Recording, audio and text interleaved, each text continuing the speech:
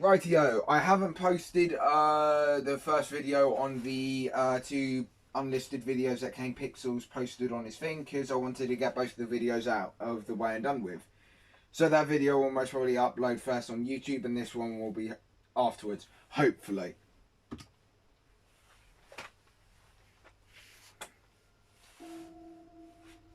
Hello Internet, welcome to Film Theory, a show that's coming to you live from the back rooms. Why? Because I have no idea how to get out of here. Internet's Oh, by the way, guys, it turns out in the back rooms, some levels have actually very good internet connection. Whoever these back rooms things were made by, brilliant. Right. Interesting fact though, we're going to find out how the backrooms got created. Not like how it was like just suddenly made. No, we're going to find out where the iconic level 0 came from.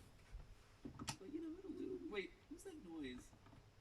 Also, Kane Pixels monster. The monotone misery that is the backrooms began back in 2019 when this image was posted to a 4chan board dedicated to unsettling images. Just an ugly series of rooms, right? No big deal. Well, it came packaged with the fun. Basically, some person just scrolled on not YouTube, Google, found an odd ass looking photo and posted it in that 4chan thing with the following, which Matt Pat's about to say. Following text, quote, if you're not careful and you no-clip out of reality in the wrong areas, you'll end up in the back rooms, where it's nothing but the stink of old, moist carpet, the madness of mono yellow, the endless background noise of fluorescent lights at maximum hum buzz, and approximately 600 million square miles of randomly segmented empty rooms to be trapped in. God save you if you hear something wandering around nearby, because it sure hurt you. So basically, I have this is where the original. So the original photo of the backrooms level 0. This is where Brugli mentioned that there used to be a monster, but then it was moved, because it basically the idea came from this guy who yeah. This post immediately got under people's skin. That endless series of mild annoyances that make you feel squishy and uncomfortable. Slightly wet socks, a faint electric buzz, harsh lighting, ugly wallpaper. In short, it is mundane horror. An oppressive monotony that slowly wears you down, mentally and physically. The miserable setting inspired lots of online artists to write their own independent creepypastas, even creating a short video game where you explore the space. But here in 2022, the Backrooms has suddenly exploded in popularity thanks to a new series by VFX artist Kane Pixels, who has taken the basic concept and started to build a full-on world around it. And you know what that means? Lore! But brother, enough with the lore! The short film takes place in, well, already we hit a bit of a snag. The slate says July 4th, 1990 something, but the description of the video actually has September 23rd, 1996. Anyway, this is probably just because it was the first video in the series. Dates become much clearer as the world gets more and more developed. Things start off instantly when a cameraman, fittingly enough named Kane, tries to set up a wide shot and immediately falls through the ground. Literally no clipping through reality, only to wind up in the dank and deserted world full of humming fluorescent lights, retro carpeting, yellow walls, endless corridors, and monsters that, at least at first glance, remind me of walking tripods. Our cameraman wanders around trying to find an escape. Along the way, he finds some interesting landmarks hidden amongst the endless walls, but ultimately he's caught and presumably killed by the weird fungi monster. It's short, it's simple, it's effective. Since the massive success of that first Backrooms video... A problem that I noticed while in editing. That video found footage, something I noticed, yeah, the cameraman Kane, his body seems to, well, I'm just going to say what I saw. His body fell through his body. The camera caught, maybe the camera was dropped before him, I don't know, but we could see like his body still being like up there. Oh no, I just fucking realised The cameraman didn't fall. He dropped the camera. I'm a fucking idiot. How did I not know?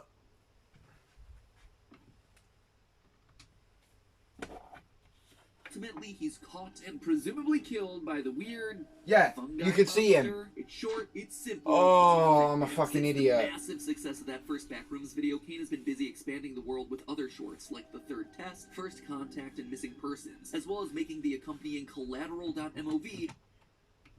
Speaking of the Backrooms Missing Persons, that video blew up on my channel in less than 12 hours. Fucking I can't remember how many views it got in less than 12 hours, but it was a lot. I think it was about 80 views, which is more than my channel gets any time. Then it was double that in 24 in under 24. Point is, that video blew up, even though I titled it Reaction.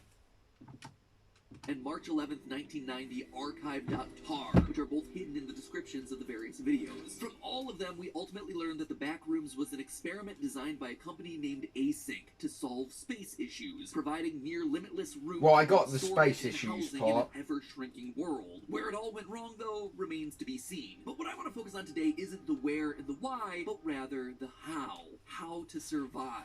In the fourth video of the main series, we see that since accessing the Backrooms in 1989, missing persons reports have been skyrocketing as more and more people fall out of reality, never to return. So, if that were you, what do you do? How do you navigate a seemingly endless maze with limited resources long enough to potentially figure out this mysterious world? How do you avoid an unknown monster that roams the halls? What mistakes do we see Kane make in his exploration of the Backrooms, and what could we do better? Pay attention, friends, because today Stay I have still a is definitive what list of 6 tactics that might just said. save your life the next time you no-clip out of reality into an Somebody in my comment section said that they no-clipped out of reality and got back. And I said to him, snap back to reality. Reality? Are you under the mountain and you need to go up? Are you in the upside down and you need to get upside down in? It's unclear at best. All we know is that in one moment we were filming with friends and in the next we're here. So once you land in the Backrooms, the first thing that you need to do is take the advice of the US Forest Service, which suggests that when you get lost in the woods or a cave, you do not move at all unless you have a specific reason to take a step. Basically, you sit down, you don't panic, you assess the situation and the tools that you have at your disposal. Ha ha, that's a bloody Hitchhiker's Guide to the Galaxy book. This location for a reason. Maybe this is an entry point for other people and someone else will no-clip in. Maybe people will wind up looking for you, and by moving, you throw off their tracking. In short, by panicking, running, and moving forward without a...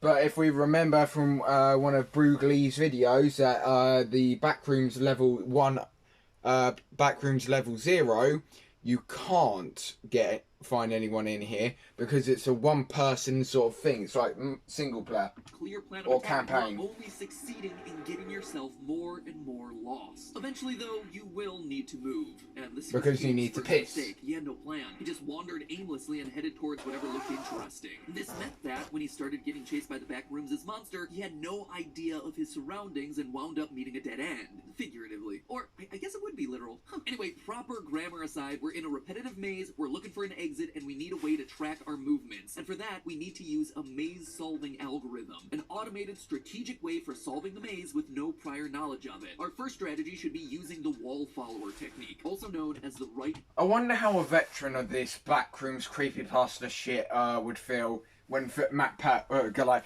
here, I'm gonna shit post all over your fucking stuff.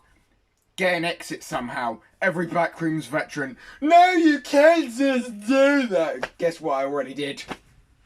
Hand rule. This is one that I think a lot of people have heard of, but maybe don't understand the actual mechanics of. Basically, it's a tried and true maze escaping method that involves running your right hand along a wall while you... I did know about this. You see, mazes, in their simplest terms, are just shapes that you're trapped inside. So you, as the maze solver, need to find the outermost wall and the hole that's presumably in it. Many mazes are what's known as simply connected, i.e. all the walls are connected together to the maze's outer boundary. As such, if you were to unwind the maze, it basically amounts to one big circle with an entrance hole and an exit hole. So by keeping your hand locked to one wall and following it all the way through, you follow the outline of that circular path and you either find the exit, congratulations, you survived, or you wind up looping back to where you first started. Well, that's certainly not ideal. It is helpful because it tells us that the maze isn't simple. Now, there's a lot wrong with this because, as we all know, in the Backrooms, the official fandom, if we did that, there is a slight chance we could put our hand would go into another Backrooms level and we'd fall right into it.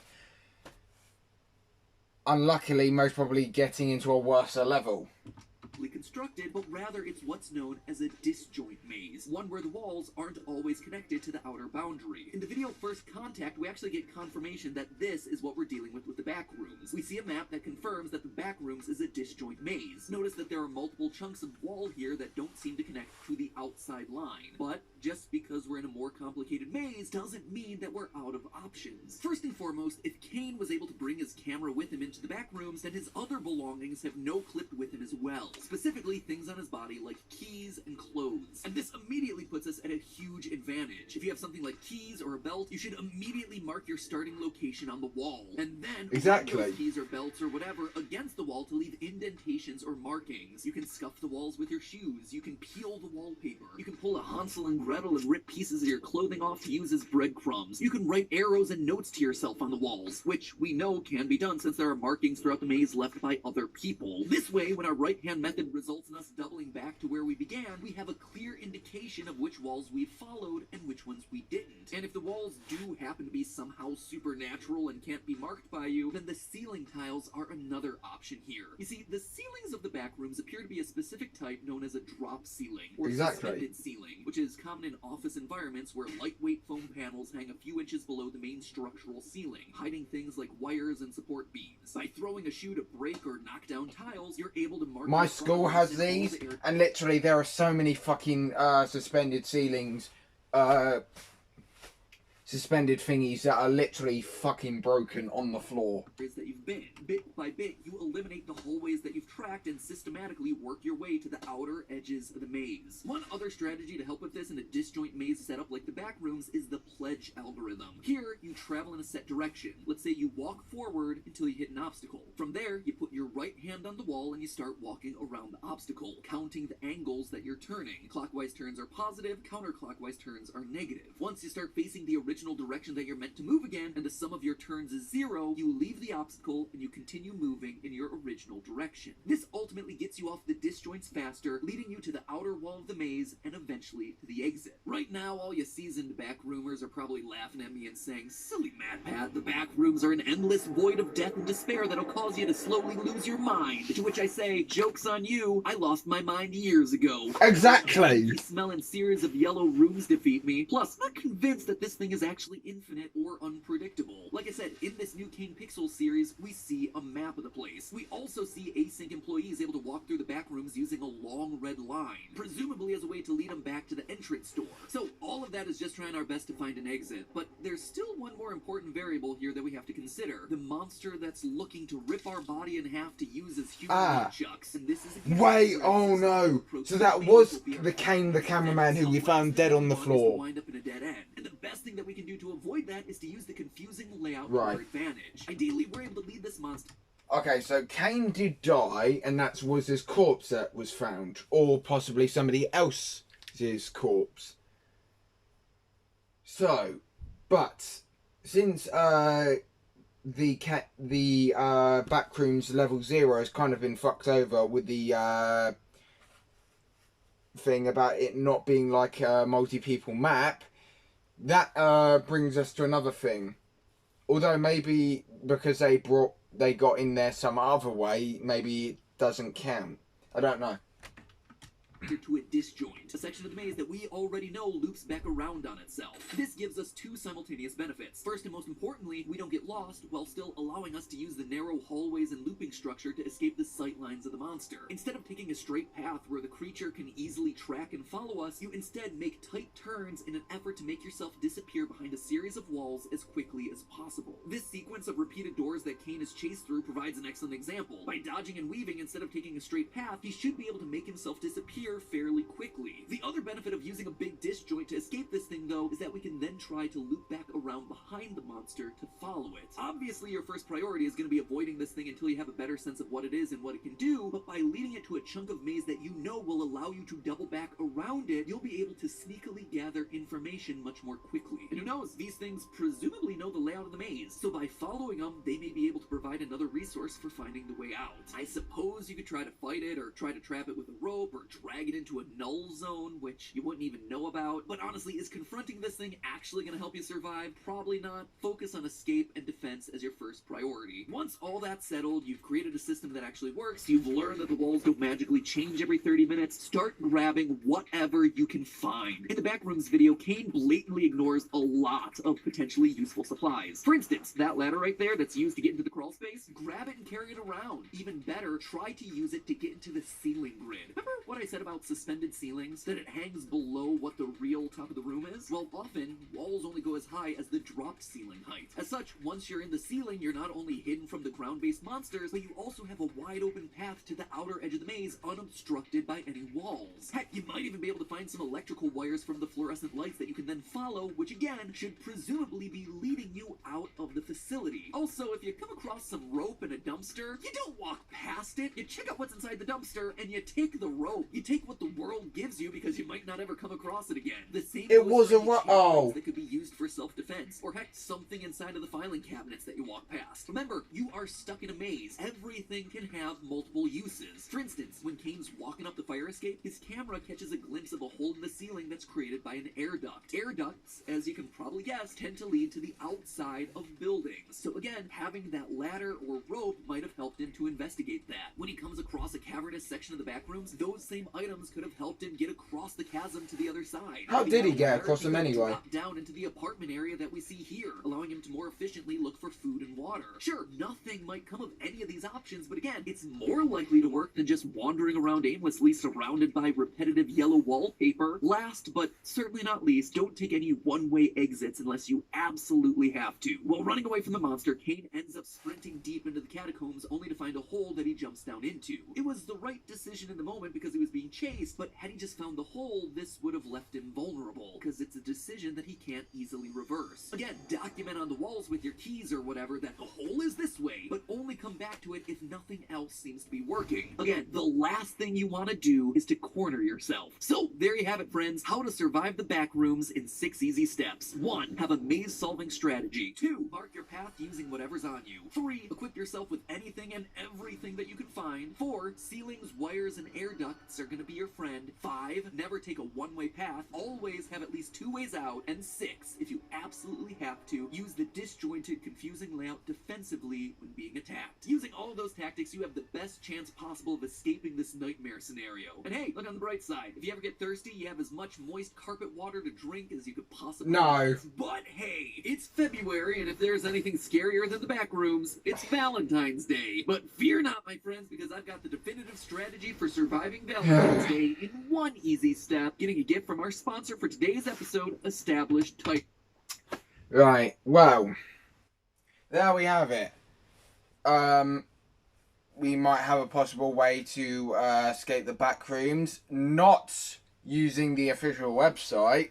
Ha, suck that, Backroom creator. But yeah, who knows? This might actually lead back to the official thing, and Kane Pixels might be able to sit at the table of the creators. Who knows? Yeah.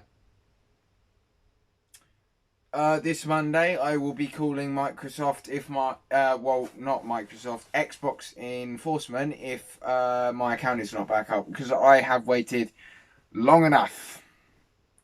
I really have tried being patient, but that patience is not one of my strong suits. I'm not going to wait any longer, because there's a lot of shit that I've missed out on, and Xbox can suck my knob if they say, no, you're not having your account back. Because they unfairly banned me, did not give me a reason, and they just told me, deal with it. Which I'm not going to. I'm going to fight for it. I'll see you guys in the next one, and remember, don't no-clip out of reality. Make sure that you follow Film Theory's rules.